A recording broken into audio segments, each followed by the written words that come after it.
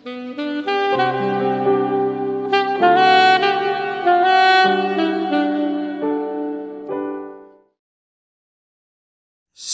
puji Tuhan, kita berjumpa lagi dalam renungan harian yang saya percaya terus memberkati Bapak Ibu sekalian sehingga kita terus bertumbuh dalam kehidupan rohani yang baik, kehidupan rohani yang sehat, sampai kita menjadi orang yang dewasa di hadapan Tuhan.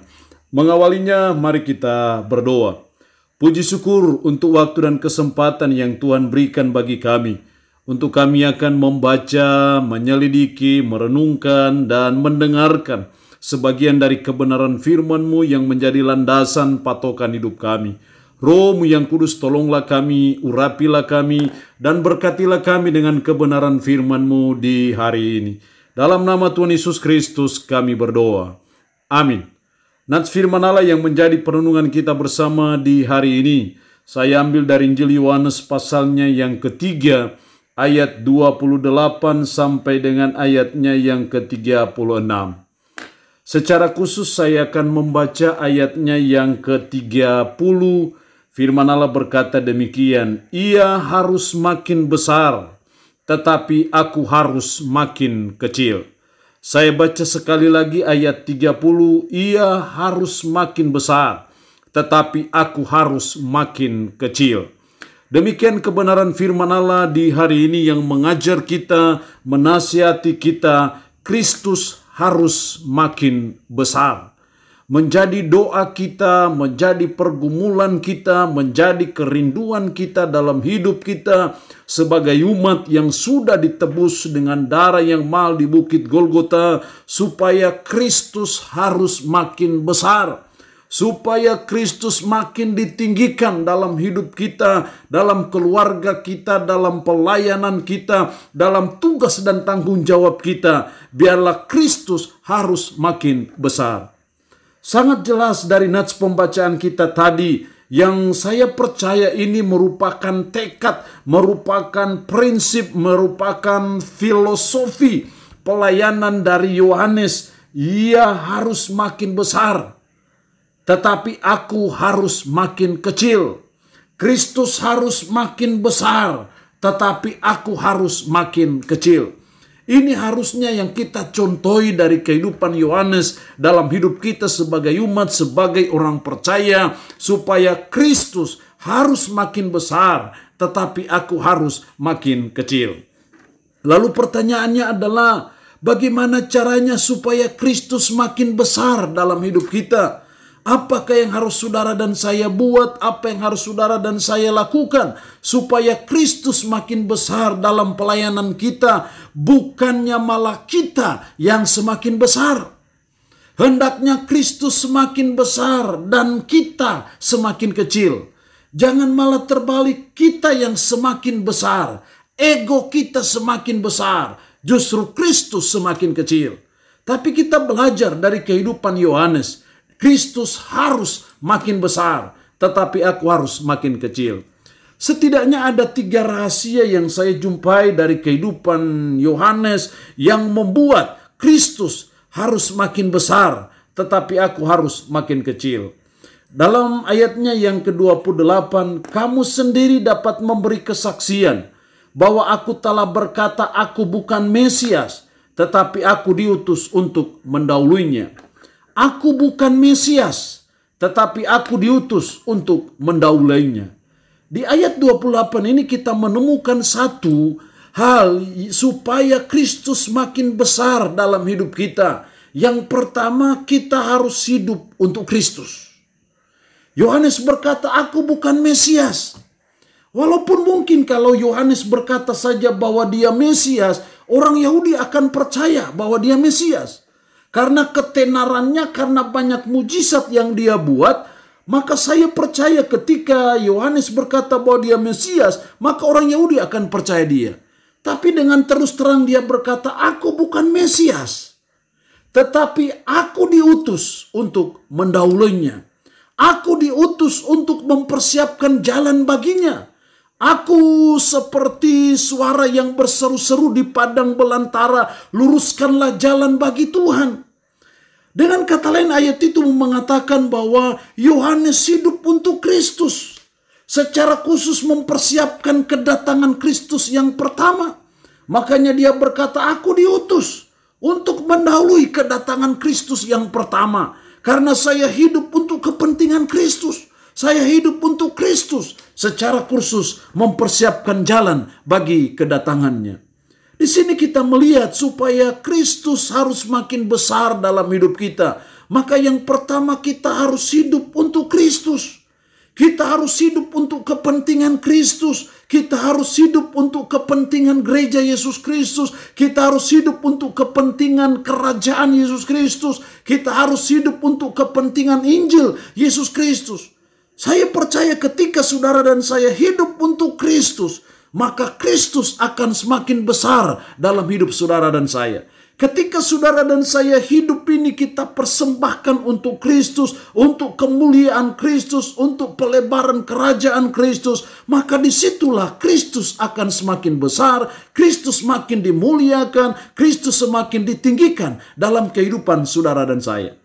Tapi kalau kita hidup untuk diri kita sendiri, kalau kita hidup untuk kepentingan kita sendiri, kalau kita hidup untuk kerajaan diri kita sendiri, maka tidak mungkin Kristus semakin besar. Kita yang semakin besar dan Kristus yang semakin kecil.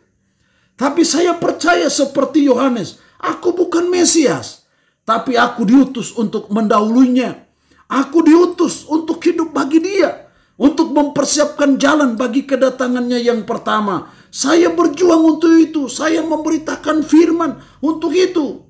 Karena saya hidup untuk Kristus. Jadi hal yang pertama supaya Kristus makin besar. Tetapi kita semakin kecil. Maka yang pertama kita harus hidup untuk Kristus. Kita harus konsisten seperti Yohanes. Untuk terus mempertahankan fokus hidup kita. Fokus pelayanan kita, fokus tugas dan tanggung jawab kita. Bahwa semuanya ini untuk Kristus. Dan saya percaya ketika kita hidup untuk Kristus, hidup untuk kepentingan Kristus, maka disitulah Kristus semakin besar.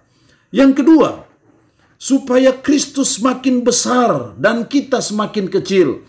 Dalam ayatnya yang ke-29 dan 30. Yang empunya mempelai perempuan, ialah mempelai laki-laki.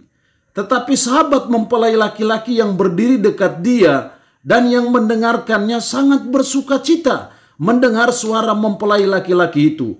Itulah sukacitaku dan sekarang sukacitaku itu penuh. Yohanes mengatakan bahwa saya itu sahabat mempelai laki-laki. Saya bukan mempelai laki-laki, tapi saya hanya sahabatnya. Tapi saya sukacita, saya senang kalau mendengar suara mempelai laki-laki, karena dia senang, dia bisa bersanding dengan mempelai perempuan, dia merasa senang, dia merasa sukacita. Demikian juga saya sukacita. Saya senang karena saya bukan mempelai laki-laki. Kristuslah mempelai laki-laki dan saya hanya sahabatnya. Makanya dia lanjutkan dalam ayat 30, ia harus makin besar, tetapi aku harus makin kecil. Di sini kita melihat bagaimana kerinduan, bagaimana tekad dari Yohanes supaya Kristus itu semakin besar. Ada kerinduan dari dia, ada tekad dari dia. Maka dia berkata, saya bukan mempelai laki-laki. Saya hanya sahabat dari mempelai laki-laki. Karena itu saya bersukacita. Bila saya bisa melihat mempelai laki-laki berdiri dengan pakaiannya yang mewah, pakaiannya yang indah, dan ditemani oleh mempelai perempuan, saya bersukacita.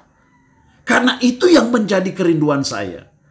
Dengan kata lain yang kedua, supaya Kristus harus makin besar dalam hidup kita, dalam pelayanan kita, maka yang kedua kita harus punya kerinduan untuk itu. Kita memang ada kerinduan supaya Kristus makin besar. Kita harus ada suatu komitmen, ada suatu tekad yang bulat, yang dibatinkan dalam hati kita, bahwa saya mau, saya rindu supaya Kristus makin besar. Kalau ini menjadi kerinduan kita, kalau ini menjadi tekad kita, maka saya percaya Kristus akan semakin besar dalam hidup kita dan kita semakin kecil. Tapi kalau kita tidak punya kerinduan, tidak punya tekad, tidak punya kemauan supaya Kristus makin besar, maka saya percaya diri kita yang semakin besar, bukan Kristus yang semakin besar. Diri kita yang semakin ditinggikan, bukan Kristus yang semakin ditinggikan. Diri kita yang semakin dibesar-besarkan, Kristus justru semakin dikecil-kecilkan. Tapi saya percaya ketika ini menjadi niat kita, menjadi kerinduan kita, menjadi tekad kita bahwa ia harus makin besar, tetapi aku harus makin kecil. Maka saya percaya itu yang membuat Kristus semakin besar dalam kehidupan kita, keluarga kita, pelayanan kita, maupun tugas dan tanggung jawab kita. Jadi yang kedua harus ada kerinduan untuk itu. Harus ada kemauan untuk itu. Dan kerinduan itu kita harus tetap jaga. Kita harus pelihara terus menerus sampai selama-lamanya, sampai hayat di kandung badan, sampai kita mati dipanggil oleh Tuhan. Kita ada suatu kerinduan yang menyala-nyala dalam hati kita, dalam batin kita, supaya Kristus semakin besar. Ini harus menjadi komitmen kita, kerinduan kita, untuk menjadikan Kristus yang semakin besar, Kristus yang semakin ditinggikan, Kristus yang semakin dimuliakan dalam seluruh kehidupan kita. Jadi yang kedua, supaya Kristus makin besar, maka yang kedua kita harus punya kerinduan untuk itu. Yang ketiga, supaya Kristus makin besar, dalam ayat 31 sampai 36.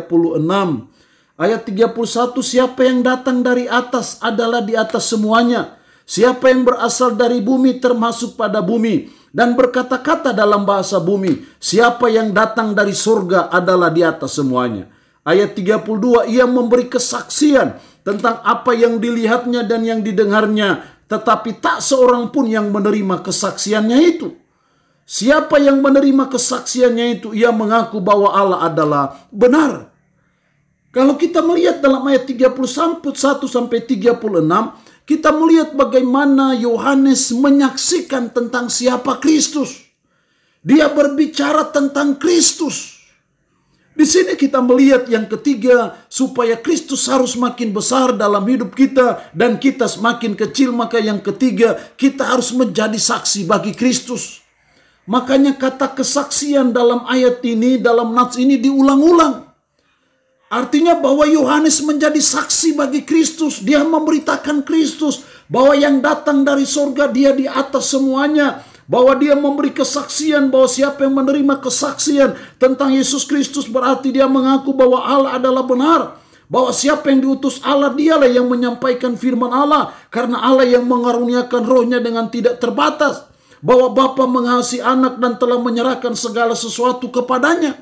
Sampai dia berkata dalam ayat 36, barang siapa percaya kepada anak, ia beroleh hidup yang kekal. Tetapi barang siapa tidak taat kepada anak, ia tidak akan melihat hidup, melainkan murka Allah tetap ada di atasnya. Inilah testimoni, inilah kesaksian Yohanes mengenai Yesus Kristus.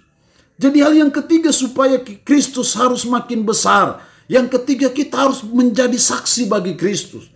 Baik kata-kata kita secara verbal maupun juga kelakuan kita. Harusnya kita terus menjadi saksi bagi Kristus. Sehingga dengan kata-kata kita beritakan Injil Kristus. Tentang siapa Kristus itu. Bahwa dia mati di Kalvari demi dan untuk menebus dosa kita. Tapi juga melalui kelakuan kita yang baik. Melalui cara hidup kita yang baik. Juga itu menjadi surat-surat Kristus. Yang terbuka, yang bisa dibaca oleh orang. Yang bisa dilihat oleh orang. Dan itu harus perbuatan-perbuatan yang baik, yang mulia. Yang ada dan terus menyertai kehidupan kita. Sehingga itu bisa menjadi saksi bagi orang lain. Sehingga orang lain bisa melihat Kristus melalui cara hidup kita. Orang lain bisa melihat Kristus melalui kelakuan kita. Melalui cara kita bekerja. Cara kita melaksanakan tugas dan tanggung jawab kita. Karena kita bekerja dengan baik. Kita selalu berbuat baik. Kita menolong orang. Dan tidak berbuat kejahatan kepada sesama. Itu menjadi saksi bagi Kristus. Dan saya percaya, ketika kita menjadi saksi bagi Kristus, maka Kristus harus makin besar dalam kehidupan kita. Allah yang punya firman ini memberkati kita dengan firman-Nya di hari ini.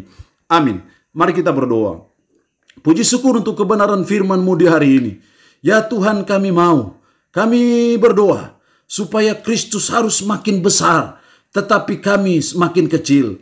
Supaya Kristus makin besar dalam hidup kami.